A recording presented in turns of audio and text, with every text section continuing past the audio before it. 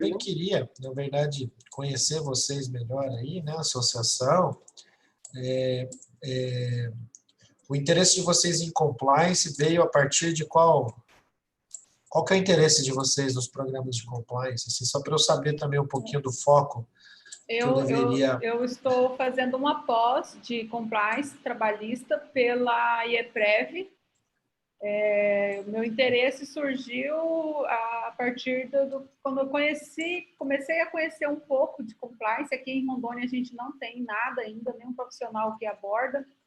E foi no CONAT, por intermédio do Yuri, que é um juiz de Minas, Yuri Pinheiro, que ele tem uma abordagem bem legal, inclusive escreveu um livro agora de manual de compliance, e daí agora estou fazendo a pós dele, foi daí que surgiu o meu interesse.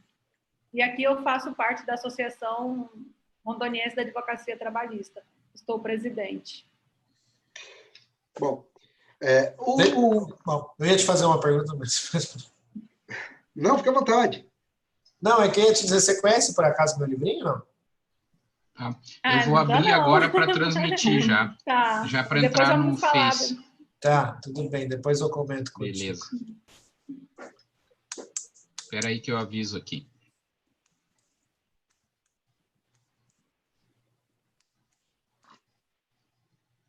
Deu. Já dá uns 5 segundos e entrou online já.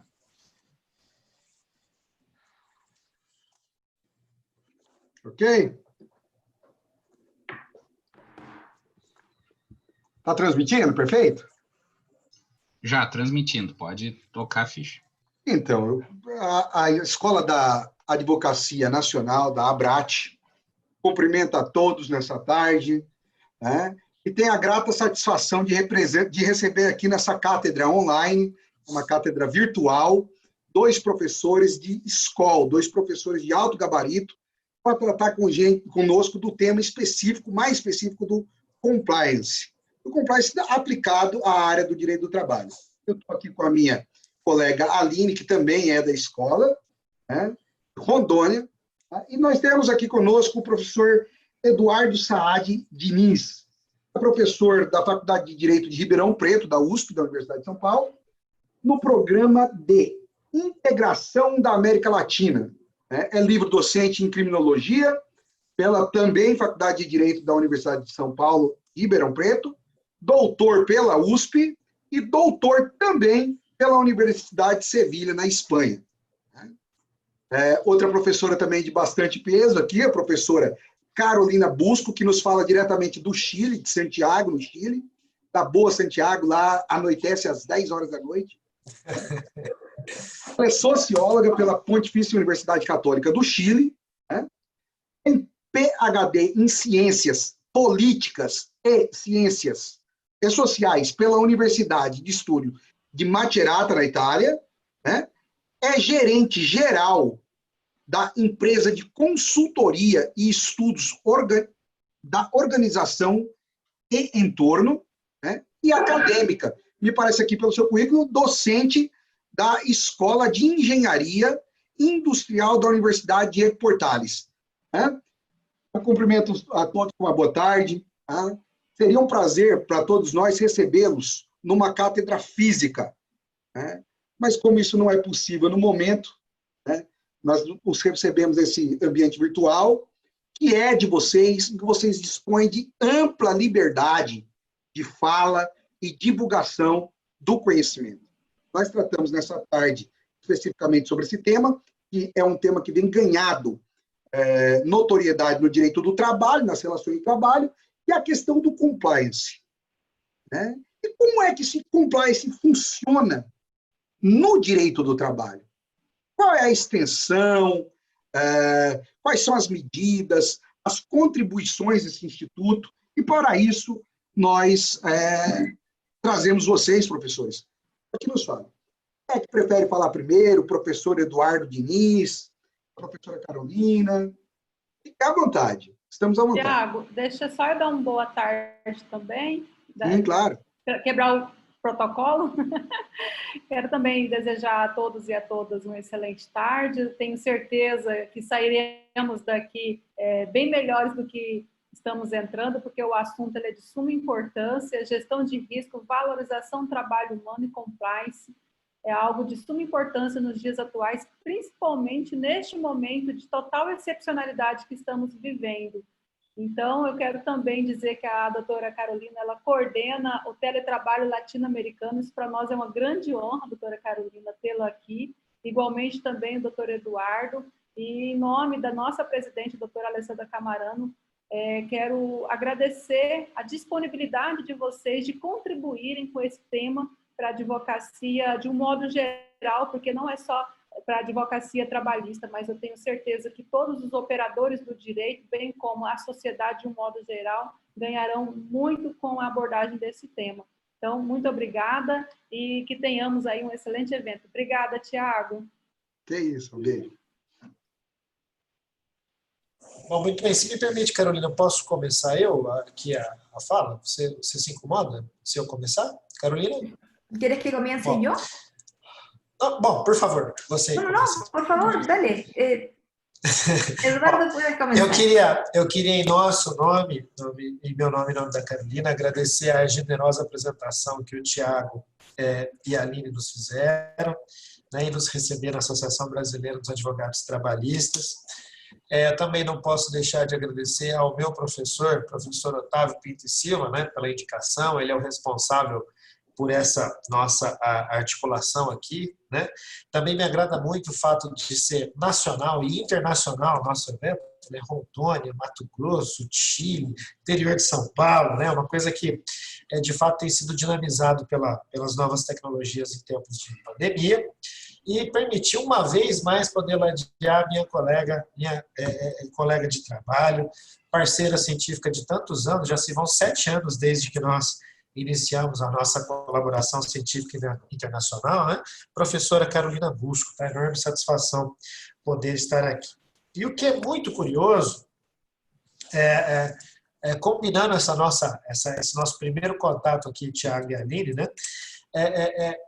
É muito curioso que eu, né, doutor em Direito Penal, livre docente em Criminologia, venho hoje aqui no seminário da aula trabalhista, né? Quer dizer, e o Tiago já me deixa arrepiado desde a primeira pergunta: qual é a função do compliance no direito do trabalho? Né?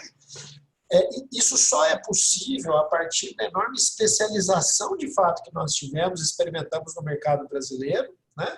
E isso se justifica, inclusive, a parceria que eu tenho com a professora Carolina, né? Estudar a sociologia das organizações e como elas impactam as nossas formas jurídicas, né? Novas combinações normativas que fazem com que eu cometa essa verdadeira heresia de estar aqui hoje dialogando com os colegas do direito do trabalho, né?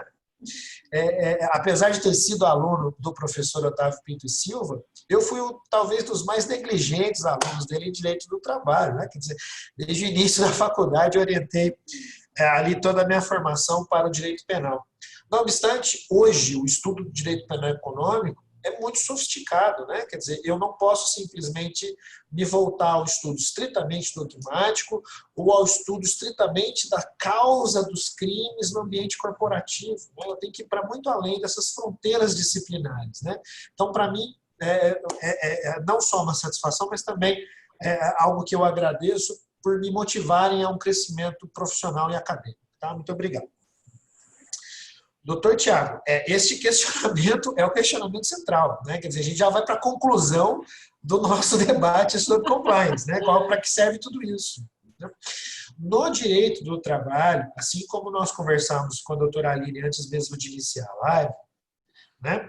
Os programas de compliance ainda são uma criança, né? Existe ainda não só um baixo, mas um baixíssimo nível de maturidade dos programas de compliance trabalhista no Brasil. Nós nem começamos essa história, né?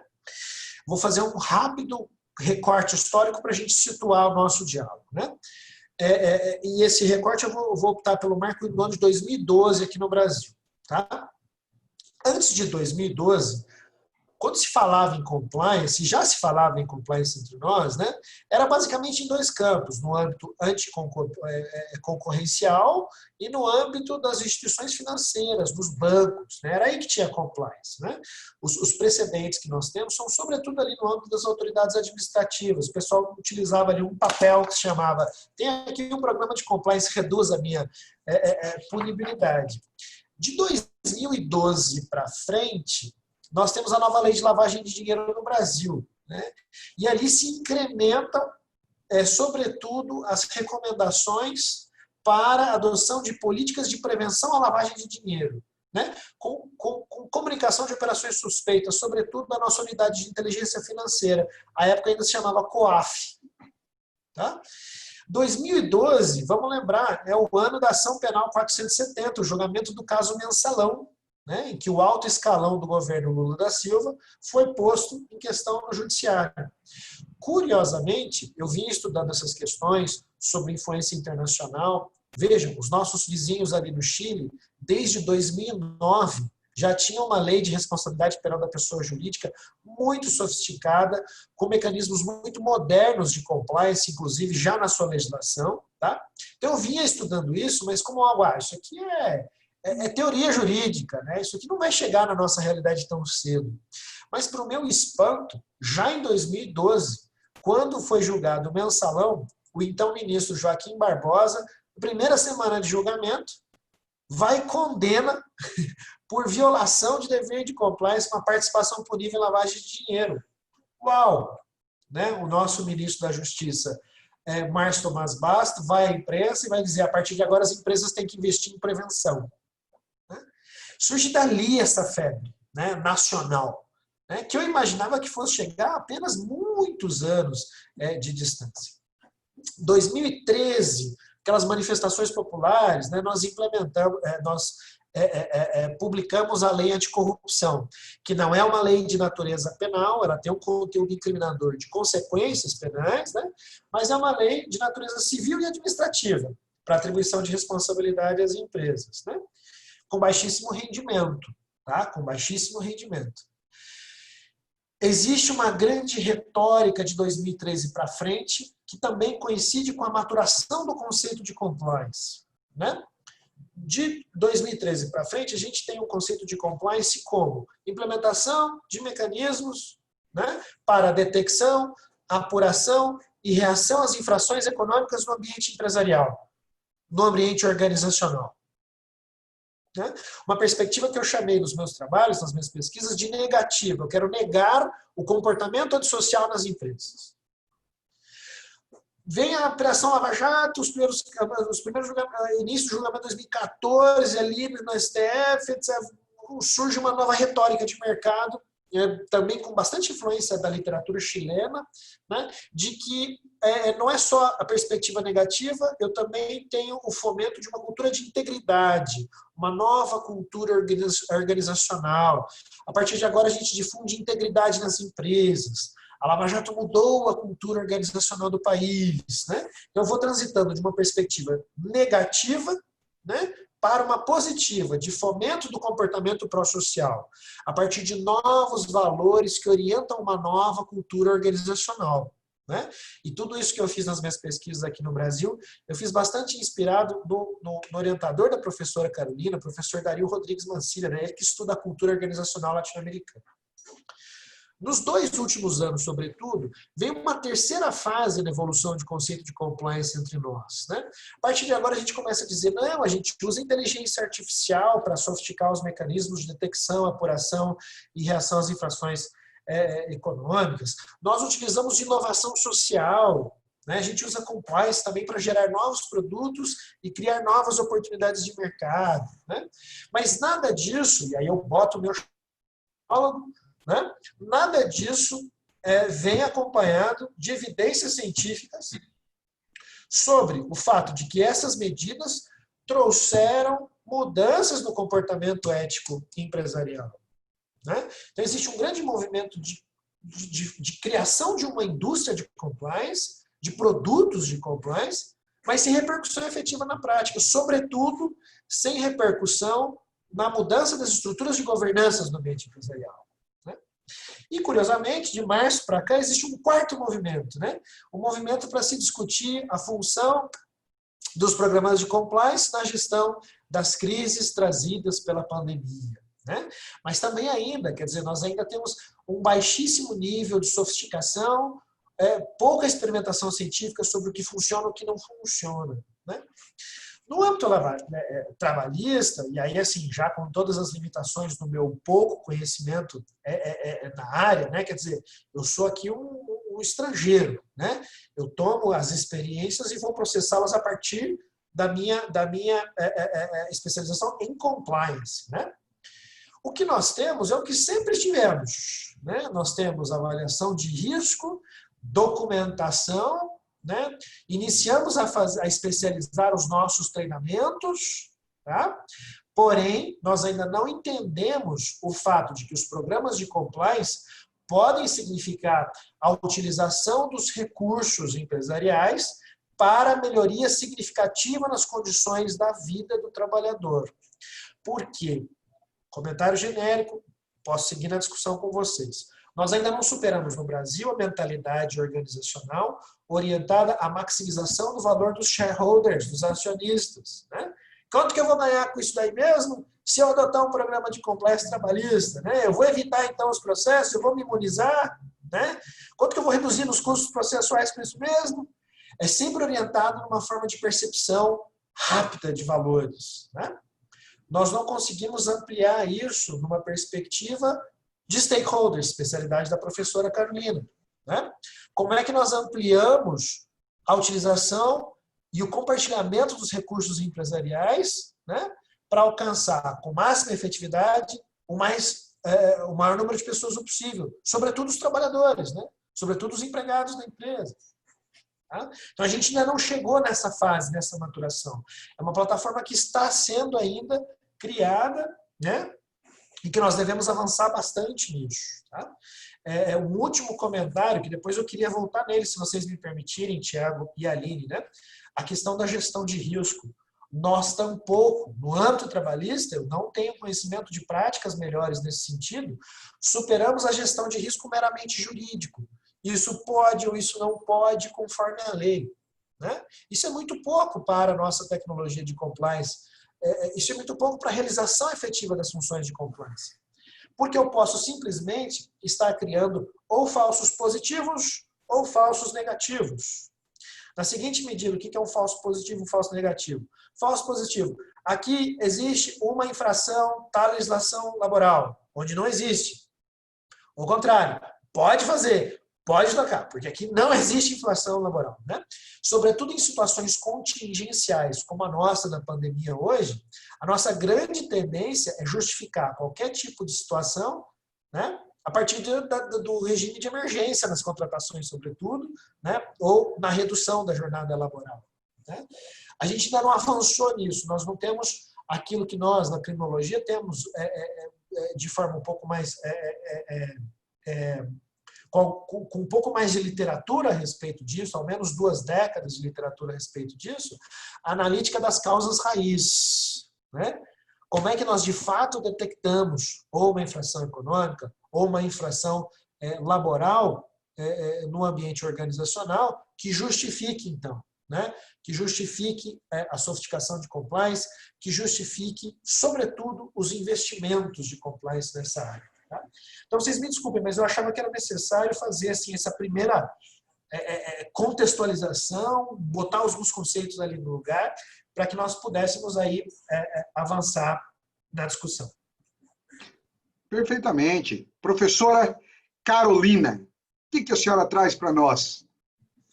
Muy buenas tardes, Tiago. Primero que nada, quisiera agradecer a la Asociación Brasileña de Abogados Laborales por invitarme a poder dar mis opiniones y mostrar nuestros avances en las investigaciones que estamos realizando en conjunto con el profesor Eduardo Saad.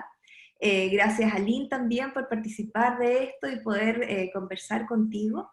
Tengo que decir que lamentablemente no hablo portuñol, tampoco portugués, por lo tanto voy a hablar en español, voy a hablar lento para que así puedan todos escuchar y pueda levantar algunas reflexiones en quienes nos están escuchando.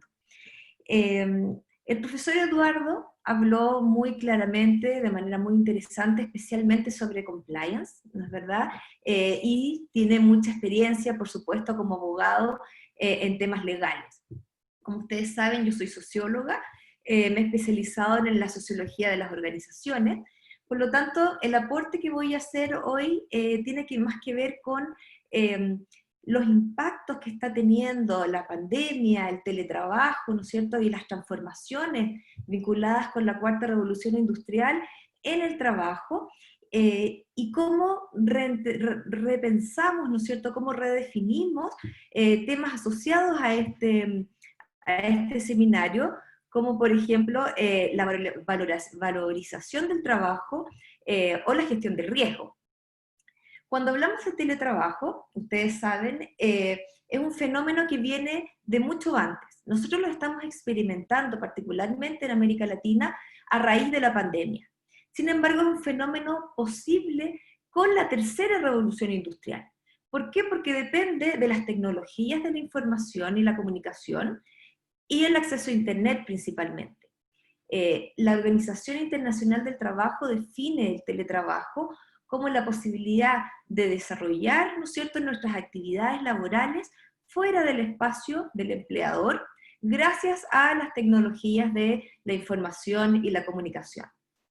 Es por eso que este es un fenómeno que viene desarrollándose hace más de una década. En Europa principalmente, esto está muy estudiado, hay una legislación bastante avanzada al respecto, sin embargo en América Latina hemos reaccionado en términos legales recién a partir de la pandemia. Habían algunas leyes previamente, pero podríamos decir que desde marzo, abril, mayo se lanzaron una serie de leyes para poder regular el trabajo remoto. Ahora, ¿cuál es la preocupación que nos surge a nosotros y por qué estamos desarrollando este estudio latinoamericano sobre teletrabajo? Y es porque el teletrabajo es un indicador no solamente de cómo estamos reaccionando ante la pandemia, sino de los procesos de digitalización de nuestras economías.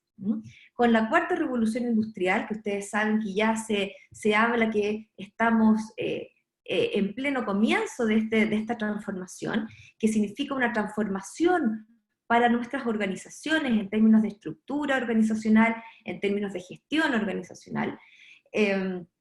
Para nosotros entonces el teletrabajo es un indicador de este proceso de digitalización respecto de las cuales las economías latinoamericanas estamos muy atrasadas. Son muy pocas las ocupaciones, porcentualmente hablando, que pueden ser desarrolladas a partir del teletrabajo. La mayoría de las ocupaciones en Latinoamérica deben desarrollarse presencialmente, porque no se requiere para ello tecnología, no se requiere para ello sistemas de software, no es necesario acceso a Internet. Por lo tanto, en comparación con Europa, con Estados Unidos, nuestro avance en términos de desarrollo económico es bastante limitado.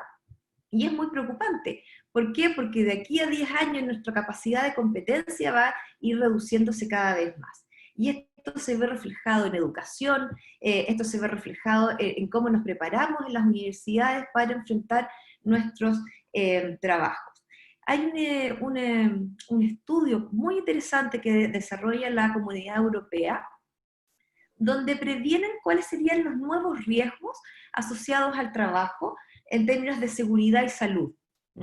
Y en este sentido, ellos levantan 4 escenarios diferentes, porque se ponen en escenarios futuros y cómo podrían reaccionar las organizaciones en ese contexto.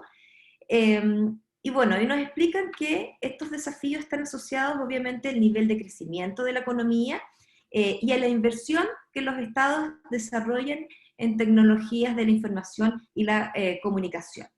Ahora, ¿cuáles son algunos de estos riesgos a los cuales nos vamos a ver enfrentados como teletrabajadores, ¿no es cierto? Y en este sentido, mientras más teletrabajadores hayamos, más desarrollados estarían nuestras economías. ¿Qué pasa con la automatización? Cuando hablamos de automatización, tenemos presente algoritmos, ¿no es cierto?, que están tomando decisiones por nosotros. Mientras más se transparenten estos algoritmos, más en riesgo quedan nuestras decisiones personales. En ese sentido tenemos que tener atención, poner atención en términos legales, qué es lo que vamos a hacer con el comportamiento humano al interior de la organización, teniendo en cuenta que hay algoritmos que están prediciendo nuestro comportamiento. Hay algunos factores psicológicos y organizacionales que son importantes de tener en consideración cuando hay un aumento del uso de las tecnologías de la información y de las comunicaciones. Por ejemplo, ¿cuáles son los tipos de trabajo disponibles que vamos a tener de ahora en adelante? ¿Cuánto tiempo vamos a poder dedicar a estos trabajos? ¿Cuál va a ser el ritmo de trabajo? Una de las cosas que se han estudiado últimamente es que el teletrabajo nos exige mucho más. Somos más eficientes, pero también tenemos mayor tiempo de conexión con el trabajo. Por lo tanto, los riesgos psicosociales, como se llaman aquí en Chile, asociados al trabajo, nos hablan de una mayor exposición de las personas al periodo, ¿no es cierto?, de trabajo. Tenemos que definir cómo, dónde y cuándo trabajamos y cómo supervisamos ese trabajo. En América Latina tenemos la tendencia a supervisar a partir del control presencial, a observar que la persona está sentada, está en buenas condiciones, ¿no es cierto?, no viene de una fiesta, y está conversando y haciendo sus trabajos. Es posible que esté leyendo el diario, es posible que esté mandando mails a los amigos y no esté trabajando, pero nosotros lo vemos, por lo tanto entendemos que está trabajando. La principal preocupación que han tenido las empresas, por lo menos en Chile, en el contexto de pandemia, es cómo controlo que la gente esté trabajando. ¿Y qué es lo que pasa? Que en un contexto de teletrabajo yo no puedo controlar el trabajo diario o la presencia. Hay empresas que han contratado softwares que miden el movimiento del mouse en la pantalla y de esa manera saber si la gente está trabajando o no. Sin embargo, en un contexto, ¿no es cierto?, de cuarta revolución industrial, sociedad digital y trabajo remoto, las personas tienen que ser capaces de organizar su trabajo y demostrarlo a través de productos o a través de objetivos de desarrollo semanal, por ejemplo. Pero estar sentado frente al computador al mismo tiempo que tenemos que estar viendo los quehaceres del hogar, viendo las tareas de los hijos, se hace muy difícil y se hace bastante inhumano también. Por lo tanto, este contexto de pandemia nos lleva a reflexionar en términos legales cómo es que voy a definir el trabajo, ¿no es cierto?, de nuestros profesionales en este nuevo contexto. Otro tema importante que surge en términos de seguridad es el riesgo asociado a la ciberseguridad, a los ciberdatos que estamos generando individualmente y en términos organizacionales a partir de este trabajo remoto. ¿Cómo controlo, cómo soy capaz como organización de resguardar estos ciberdatos que se están generando en la medida que nos estamos conectando a través de Zoom, por ejemplo, a través de una serie de tecnologías de la información? Otro tema importante es el de los empleados independientes. Con la cuarta revolución industrial se entiende, se prevé que va a aumentar la cantidad de trabajadoras independientes. ¿Cómo vamos a regular entonces este tipo de contratos? ¿Cómo vamos a asegurarnos de que estos trabajadores, si bien no dependen 100% de una organización, sí son ciudadanos de un Estado? ¿Cómo vamos a asegurarnos de que ellos tengan acceso a seguridad en el trabajo, acceso a salud también, y que toda esta nueva metodología de trabajo no los esté afectando a ellos de manera importante? ¿Van a ser mejor atendidos o peor atendidos? Esa es una de las preguntas que surgen con esta nueva modalidad de trabajo. Los modelos de negocio van a cambiar, las jerarquías al interior de las organizaciones también van a cambiar, por lo tanto, como empresas, como organizaciones públicas también, tenemos que repensar cómo vamos a gestionar este nuevo trabajo, ¿no es cierto? Cómo vamos a establecer principios de productividad, cómo vamos a premiar a quien está trabajando y a quien no, porque aquí se producen algunos incentivos perversos. Por ejemplo, Vamos a premiar a quien está 12 horas o 14 horas conectadas a internet respondiendo mensajes, o tiene esa persona también derecho, voy a evaluarla igual de bien si establece un horario de trabajo apropiado para las condiciones de salud, ¿no es cierto?, de todos los trabajadores. Esas son reflexiones que tenemos que plantear en este nuevo contexto. Un tema relevante va a ser no solamente los teletrabajadores, sino aquellos que no tienen las competencias para el teletrabajar.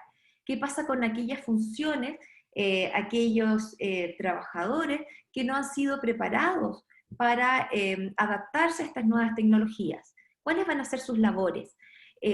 ¿Cómo van a ser remuneradas esas labores, que ya no van a estar en el mundo de la digitalización? Lo que se espera, lo que se prevé del futuro, es que las funciones menos digitalizadas, menos tecnologizadas, van a tender a caer por debajo de la línea de la pobreza. Por lo tanto, son personas que van a tener que trabajar de manera presencial, pero muchas horas al día. Por lo tanto, la calidad de vida de estas personas que van a quedar fuera del proceso de digitalización podría empeorar cualitativamente en los próximos años. Y ahí está el problema de los desafíos, particularmente en América Latina. ¿Qué pasa con nuestra educación? ¿Estamos preparando a nuestros alumnos, tanto de los colegios públicos como privados, para ser trabajadores digitales? ¿Les estamos dando las herramientas para tener profesiones que puedan ser valoradas en esta cuarta revolución industrial, o vamos a seguir formando personas que están obligadas a participar de trabajos por debajo de la línea de la pobreza?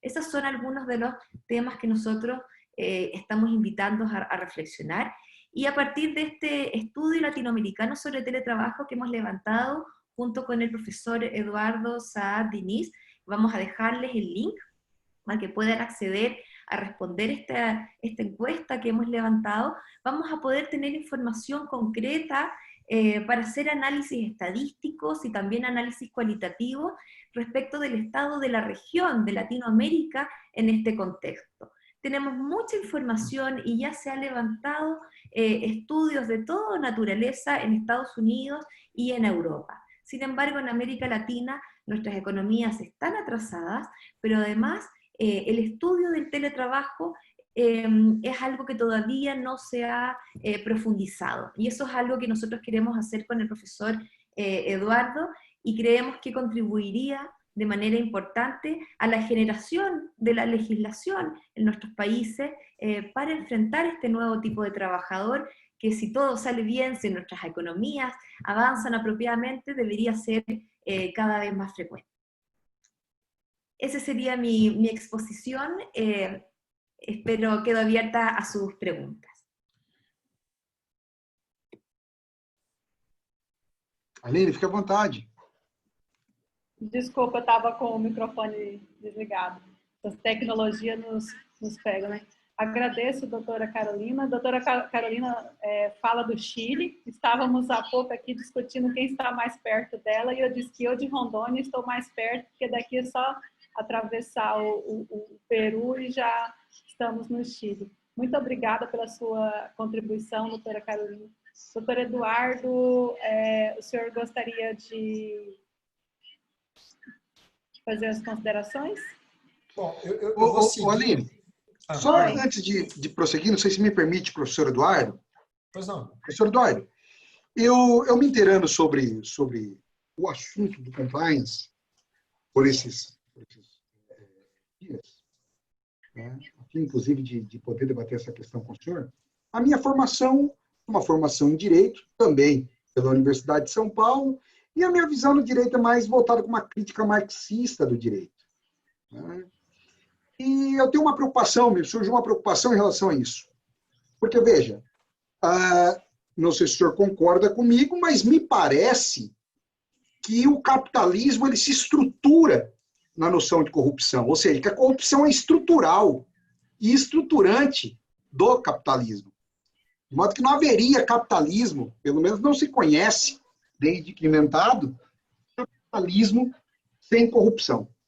Eu pergunto, esse compliance, essa ideia de compliance, seria tendente a enfrentar essa lógica, ou pode ser que se trate mais de uma espécie de estruturação aparente do direito.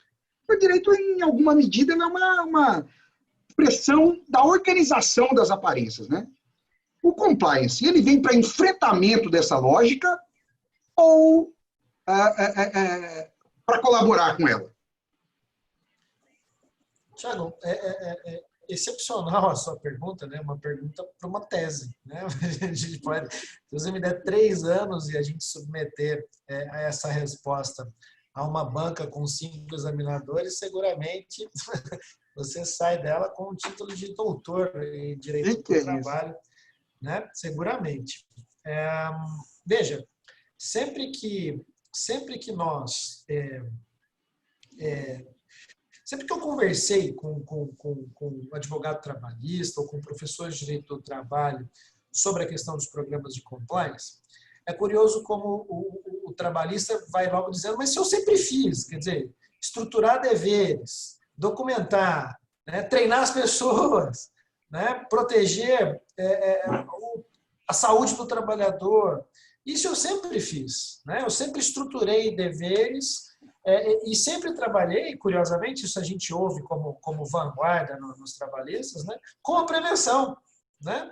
Nunca esperei chegar até o sinistro, quer dizer, né? Toda essa lógica já é uma lógica bastante comum no ambiente, na discussão da advocacia trabalhista, né? Inclusive, o professor Otávio até mencionou, né, a CLT aqui, que também já tem ali toda uma estrutura de controle do teletrabalho, né? Quer dizer, toda essa sofisticação que trouxe a professora Carolina sobre a organização virtual do trabalho, a gente já tem ali um mecanismo, uma estrutura a partir da qual nós podemos derivar esses deveres, né? Os deveres que são negativos, depois a gente vai discutir a aparência deles ou não, tá? Mas os deveres negativos de não lesionar o trabalhador, mas também de positivos, de criar as devidas condições para o trabalho adequado. Não é apenas protegê-lo contra uma violação, né? Mas também condicioná-lo, criar todas as condições para o livre exercício do seu trabalho, né?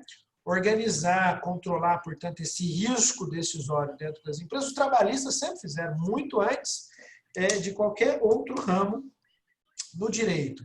O que traz como novidade aí na pandemia é que esse risco à saúde do trabalhador exige cuidados emergenciais, né? Quer dizer, o isolamento, a máscara, o teste, etc. Né? O que, do ponto de vista de compliance, trazendo o aporte da ética empresarial, calma que eu chego lá no Marx, tá? Trazendo o aporte da ética empresarial, é de que é muito pouco, né? E você está me dando liberdade e o foro para debater isso, é muito as empresas dizerem que não, olha, nosso departamento de compliance, como medida de reação à crise da pandemia, né, está recomendando a produção de álcool gel, ou distribuição de álcool gel para os seus empregados, ou a gente compra a distribuição de testes, bota ali, faz o teste da febre antes de entrar ou não no ambiente laboral, etc. Mas isso é muito pouco, né? Quer dizer, a estrutura organizacional que está ali há algumas décadas, né, gerando fortunas, e eu venho com uma reação meramente profilática. Você, com a sua veia marxista, você está querendo pensar como é que a gente vai gerir essa crise toda. Como é que a gente vai dar conta do desemprego generalizado, né, da situação de deflação que vai prejudicar sensivelmente as relações de consumo, né? Ou do exército de reserva, para citar uma categoria de sua preferência marxiana, né? Do exército de reserva que a gente está gerando, que a gente está acumulando, que para mim vai chegar como uma marginalização que pode se converter em violência e comissão de delitos, né? Combinando com o criminólogo aqui, né? Agora, a gestão de crise mais sofisticada, crítica, já que você quer chamar assim, para além das aparências, é reconhecer o papel das empresas na cadeia produtiva. E aí a gente vai utilizar a sua liderança não para distribuir álcool gel, mas a sua liderança para reverter os polos de produção, distribuição e consumo em relação àquilo que é essencial. Do ponto de vista da compliance trabalhista, conectando-a com o instrumento de gestão de crise, a saída é: a sua empresa está preparada, e a palavra correta aí, categoria é readiness, né? Está preparada, né, para inverter os polos da produção em relação àquilo que é essencial. 2, está preparada para dar conta da indiferença em relação ao emprego daquelas pessoas que dependem daquela relação laboral. Né? Aí a gente está falando em ética empresarial e não em mera fachada que produz álcool gel. Tá? Aí a gente está falando em, de fato, uma preocupação efetiva com a saúde do trabalhador, para além daquele dever negativo de não lesionar, de não submetê-lo à contaminação, né, de fazer o teste, distribuir a máscara, todas aquelas medidas de proteção básica laboral, né? E aí a gente fala em dever positivo da própria empresa, o que não nos dá um vínculo necessariamente jurídico.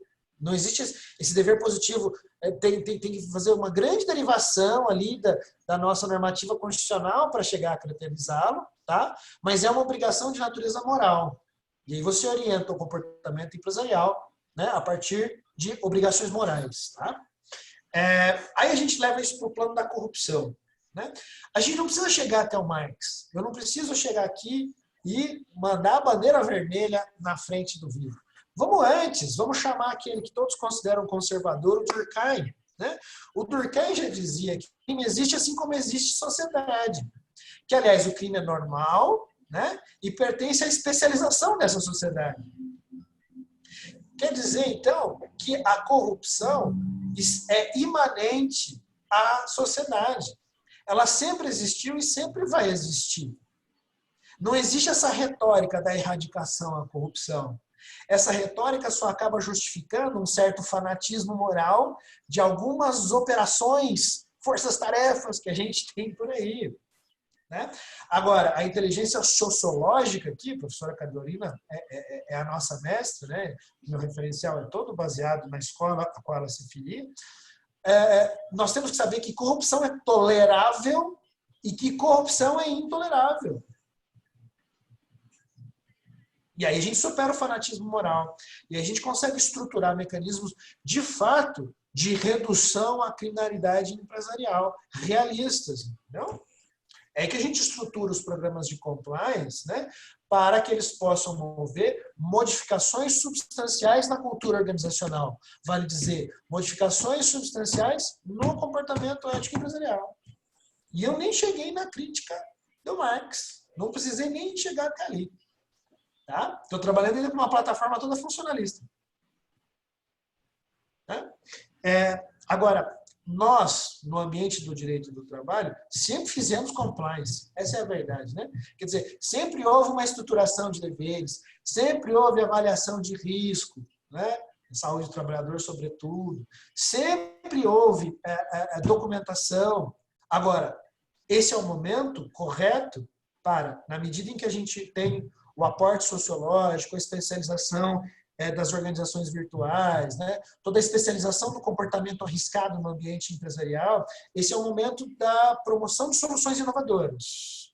E a produção de soluções inovadoras aqui tem que partir do pressuposto não apenas da normalização do sinistro, da normalização do desastre, mas da normalização de situações de crise. A consultoria especializada em compliance hoje, doutora Aline, ela vai dizer respeito ao fato de estruturar, a partir da presença da empresa na cadeia produtiva, a sua preparação ou não para o enfrentamento de crises. Né? Essa é toda a plataforma. E, claro, depois esse discurso vai ganhando 1000 especialidades. Né? E, Eduardo, na prática, o que a gente tem visto, infelizmente, são empresas que dizem que implantou o sistema de compliance com todos os seus pilares, mas quando você vai verificar a fundo, foi só para preencher um requisito de contratação, porque grandes empresas agora só querem contratar com quem realmente tem ali um sistema de compliance implantado. E quando você leva isso para o campo do judiciário, você identifica que aqueles colaboradores, exemplo, para contextualizar, desconheciam totalmente um código de conduta. Então, você verifica que foi implantado para preencher um requisito de contratação, contratação, mas que efetivamente não funciona. E é isso que nós, profissionais que estamos nessa área de compliance, temos que combater, que o sistema de compliance, gestão de risco tem que ser implantado e tem que funcionar efetivamente, que isso daí vai refletir na vida dos trabalhadores. Né, colocar um sistema de ouvidoria seguro, onde aquele colaborador se sinta seguro de ir ali naquele canal e denunciar um eventual assédio, e que isso seja levado, de fato, a uma pessoa que vá resolver essa situação dentro da empresa. Então, hoje, a gente identifica que o sistema de compliance, ele é muito positivo dentro da empresa. Muito positivo mesmo. A empresa ali, ela elimina muitos riscos que outrora não eram assim. Então, a gente tem que também ter essa consciência que o sistema de compliance ele tem que estar implantado de um modo efetivo, não só para preencher requisito de contratações. Excelente, Aline. Você sabe que esse seu ponto de partida, está sendo muito bom conversar com a ala trabalhista, né? Esse ponto de partida, nós precisamos de pelo menos 8 anos de crítica lá no direito penal para chegarmos a esse ponto, né? E eu queria complementar essa necessidade de avaliação da efetividade dos programas de compliance, né? Como você muito propriamente está dizendo, a noção de necessidade, né? O programa de compliance não é uma necessidade abstrata universal, né? Ele tem que estar posto conforme uma real demanda da empresa, né? Porque muitas empresas nunca ouviram falar em compliance e atuam bonitinho conforme a lei. Aliás, tem um comportamento ético maravilhoso. Elas só não profissionalizaram ainda, né, o seu aspecto de gestão, tá? Ou, do contrário, a gente tem que ter um cuidado, conectar o juízo de efetividade ao juízo de necessidade, porque a gente pode estar incorrendo em situações de over-compliance, né? Compliance excessivo. Eu tenho uma gigante do setor que começa a exigir dos pequenininhos que eles tenham compliance. Agora, a empresa, sobretudo agora em situações de pandemia, não tem dinheiro para fechar o balanço. Você vai exigir dela aumento nos seus custos de transação?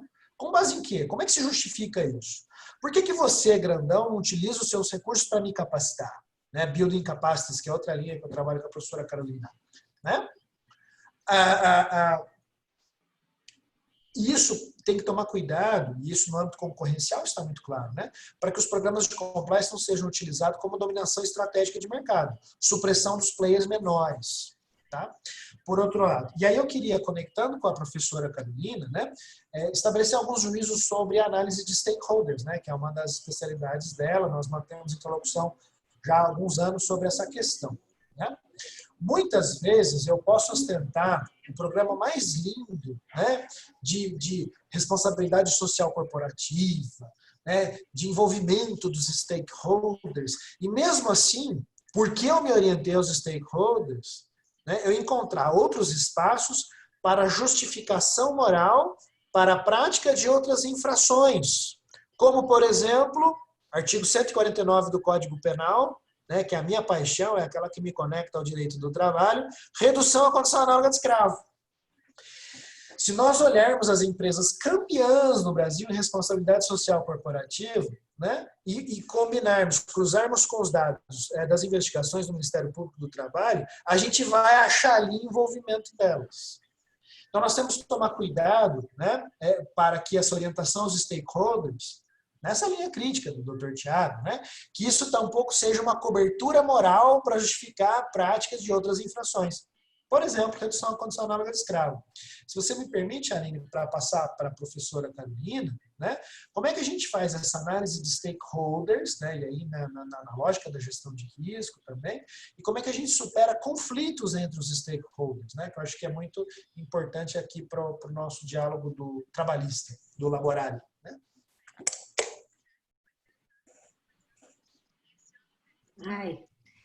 Gracias, Eduardo, por tu pregunta. Me parece importante, uno de los temas que más llama la atención respecto de la responsabilidad social empresarial es que ha pasado a ser un tema de marketing, ¿no es cierto? Las empresas han, más que preocuparse realmente por el impacto que generan en su entorno y por sus stakeholders, generan este espacio denominado responsabilidad social empresarial con el fin de mostrarse como una organización socialmente responsable, ambientalmente responsable. Sin embargo, no necesariamente eso tiene una consecuencia en la estructura misma de la organización. Ustedes saben que desde la sociología de las organizaciones se dice que existe el concepto de determinismo estructural. Los sistemas solo pueden hacer aquello que está definido por su estructura. Si una estructura organizacional, por ejemplo, no tiene un departamento de relacionamiento con las comunidades, no va a saber reaccionar cuando una comunidad genere una huelga por los malos olores generados, por ejemplo, por la producción.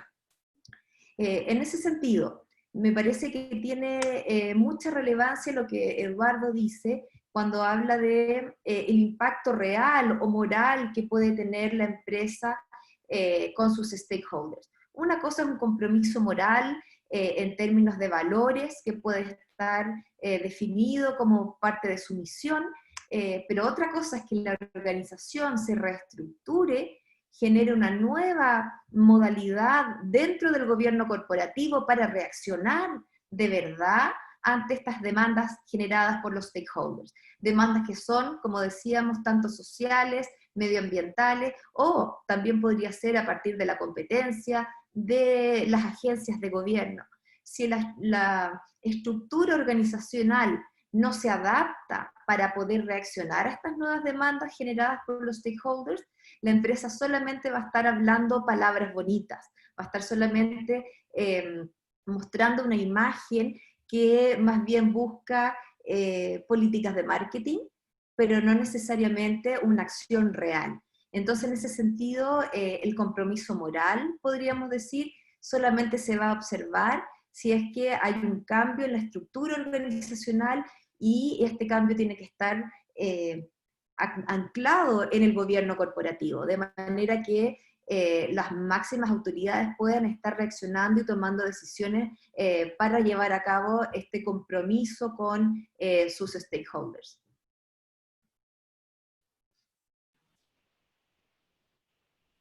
Brilhante. Tiago?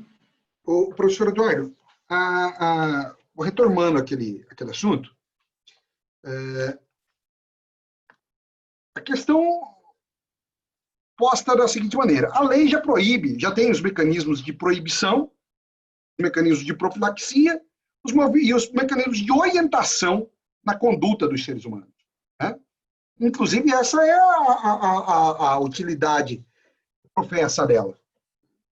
Então, me parece, e aí é uma questão curiosa, porque isto existe, e no direito do trabalho, com maior força, uma espécie de uma assimilação de que existe um direito de descumprir o direito.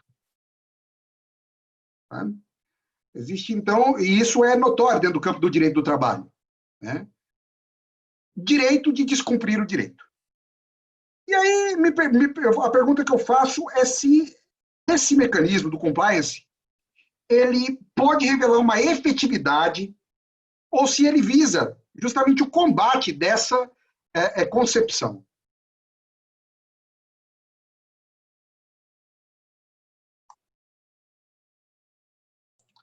Agora sim, né? Eu liberei aqui o microfone. Excelente pergunta, Tiago. Muito obrigado por ela, né? Eu vou responder para você aquilo que é em tese e depois eu concluo com aquilo que é na prática, né? De fato, né? É lamentável que exista no Brasil, e acredito que no continente latino-americano como um todo, né? Essa mentalidade do direito de descumprir o direito e essa negligência em relação à proteção básica de direitos do trabalhador, né? Os programas de compliance, eles são para muito além desta mera conformidade, né? É uma decisão muito pobre, muito rasteira, né? Compliance é a conformidade às leis. Quer dizer, a gente sempre teve que manter comportamento conforme às leis, né? Sempre houve ali o parâmetro normativo que orientou o meu comportamento. Quer dizer, os programas de compliance vêm também para gerar condições de negócios éticos e sustentáveis, né? Por isso que os programas de compliance podem também admitir, né, situações em que eu posso agir eticamente mesmo a indiferença da lei. E aí a gente tem que discutir quais são as fontes desse agir ético, né?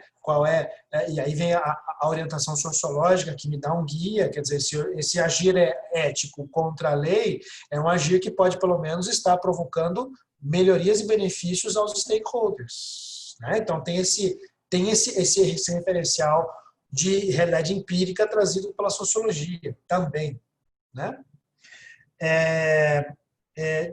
E isso, sobretudo nas situações atuais de gestão de crise, esse direito de descumprir direitos ele vai ser justificado, né, com base na necessidade de contratações de emergência ou de demissões de emergência, né?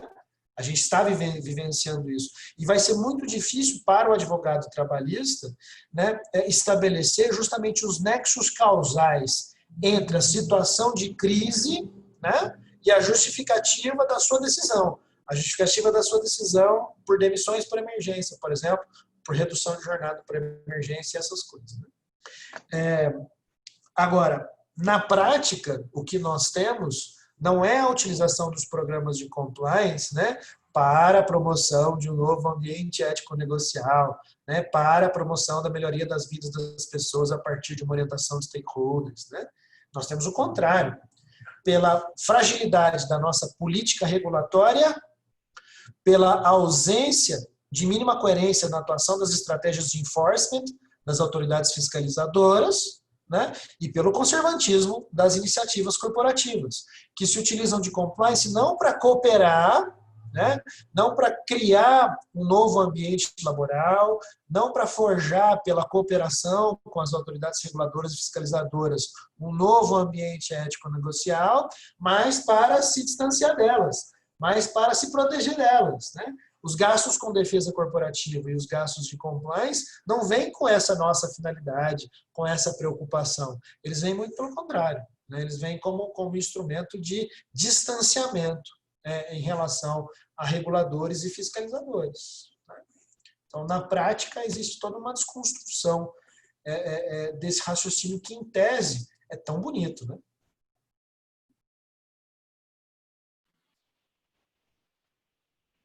Maravilha. Tiago, você está com o microfone desligado, Tiago. Eu quero dirigir mais uma pergunta para a professora. Ela falou sobre um tema muito interessante, que é novo no direito do trabalho. Novo assim, tem ganhado mais notoriedade, né? Porque era muito raro. Desde a década de 80 se via pessoas trabalhando nas novelas em home office. E aí, depois disso, surgiu o teletrabalho, etc. E tal. Mas isso passou a ser um acontecimento cotidiano, muito próximo de todos nós. Muito próximo de todos nós. Agora, aqui mesmo, a senhora vê, aqui trabalha a minha esposa por teletrabalho. Minha esposa é assessora de juiz do trabalho e trabalha sentada ali, fazendo sentença por teletrabalho. É algo do meu cotidiano.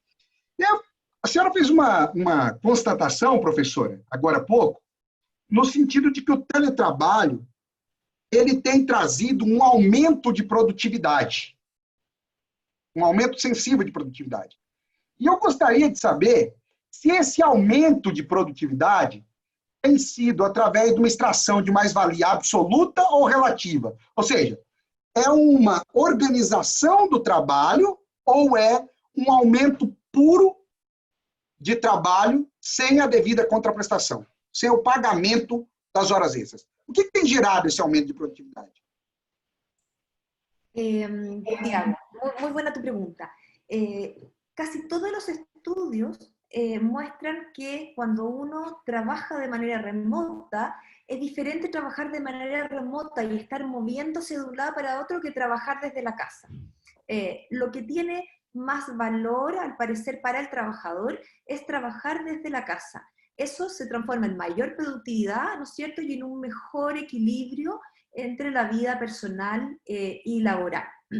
Ahora, este aumento de productividad, como tú dices, no tiene que ver con que hay más horas necesariamente trabajando, lo que también puede pasar, ese es un riesgo, pero sí que hay menos interrupciones asociadas a tu trabajo.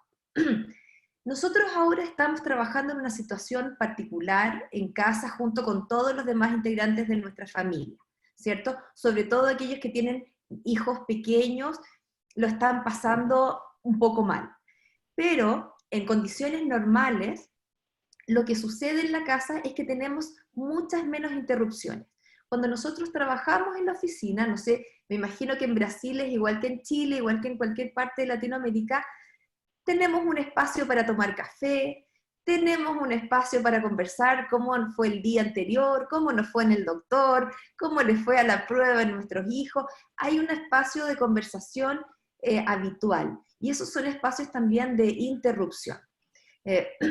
Las reuniones innecesarias, que también es un indicador importante. Se generan reuniones muy largas y muchas veces hablando de cosas innecesarias. Es probable que durante este periodo de teletrabajo, dado que las reuniones vía Zoom o vía teleconferencia, videoconferencia son tan agotadoras, se están reduciendo. Por lo tanto, estamos siendo más eficientes también con el uso de las reuniones. Las hacemos menos y son más breves. Por lo tanto, generamos trabajo en menor tiempo. Todos esos elementos que pueden ser pequeños, ¿no es cierto?, van sumando eficiencia a nuestro trabajo. Ahora, como decías tú, lo riesgoso es que estamos conectados todo el día. Porque yo no apago mi celular. Yo apago mi celular y ahí ya no sé si mi mamá está bien, no sé si mis sobrinos están bien. Uno se mantiene conectado. Y el problema es que las personas están trabajando también durante ese espacio que antiguamente era propio de la vida privada. Y eso es algo que tenemos que aprender a controlar. ¿Ah? Ese aumento de horas de trabajo puede ser riesgoso.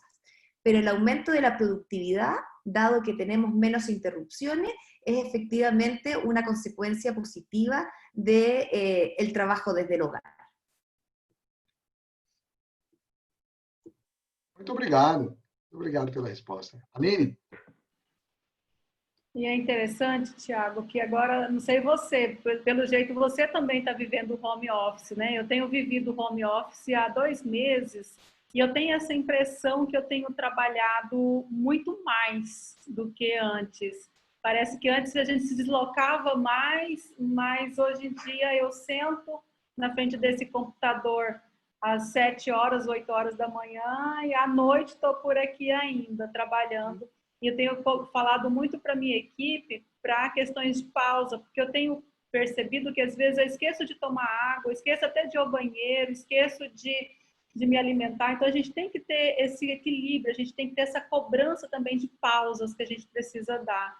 Então é importantíssimo falar, Thiago, de teletrabalho, até para a gente abordar esse aspecto nosso também de profissionais liberais, né? Porque a gente tem, eu falo por mim, eu creio que o Thiago também, sendo demandado muito neste período, Carolina e Eduardo, de pandemia, pelos muitas dúvidas que estão surgindo. A gente está numa insegurança muito grande, né?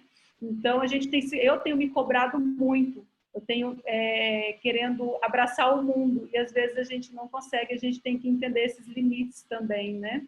Então eu quero agradecer a contribuição de vocês. Como eu disse, eu tinha certeza que a gente ia sair daqui deste ambiente virtual bem mais preparados, e o momento agora é este, né, de união, de somatória de forças, para que enfrentemos toda essa excepcionalidade, essa história, essa quadra da humanidade nunca antes vivida, que precisa muito de solidariedade. Agora há pouco recebemos uma notícia no grupo de uma colega nossa trabalhista da Bahia, foi mais uma vítima desse mal terrível, e me solidarizo com toda a família trabalhista, principalmente a família da Bahia, em nome dessa nossa colega, e que cada vez mais a gente tenha menos notícias assim, e a chegar a um ponto de não ter mais e ficar isso no passado, que sirva de grande lição para nós, né? Que a gente entenda o motivo de tudo isso. Eu sempre falo assim, a gente tem que entender um lado positivo de tudo. Por mais que a história seja tão triste, mas eu vejo muita solidariedade, muita união, e principalmente da nossa classe da advocacia. A gente está bem unido no enfrentamento desta pandemia. Então, meus mais sinceros agradecimentos a vocês, e vou abrir aí para as considerações finais dos nossos convidados. Começar pela doutora Carolina, que é a mulher, e a gente aqui dá preferência para a mulher, né, Tiago? Para a senhora, doutora Carolina. Gracias, Aline, por tus palabras. Quería responder brevemente a tu impresión de que trabajas más. Es probable que sí trabajes más horas. Y eso tiene que ver con, eso también está estudiado, y es que la falta de presencia nos hace sentir inseguros respecto de nuestros jefes. Entonces queremos demostrar que estamos trabajando, que estamos presentes. Y es por eso que tendemos a estar también muchas más horas trabajando, y eso repercute negativamente en nuestras posibilidades de descanso. Así que es probable que estés trabajando mucho. Tienes que poner límites a tus horarios. Les agradezco a todos, muchas gracias por esta conversación. Participar, ¿no es cierto?, de esta conversación con Eduardo, Tiago, Aline, ha sido muy agradable.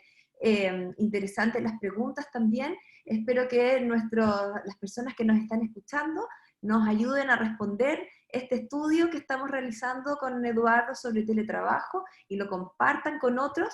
La encuesta está también en portugués, así que no van a tener ningún problema en responderla, y quedo a su disposición para cualquier cosa que necesiten, y encantada de haber compartido esta hora con ustedes. Muchas gracias. Professor Eduardo, o senhor tem a palavra.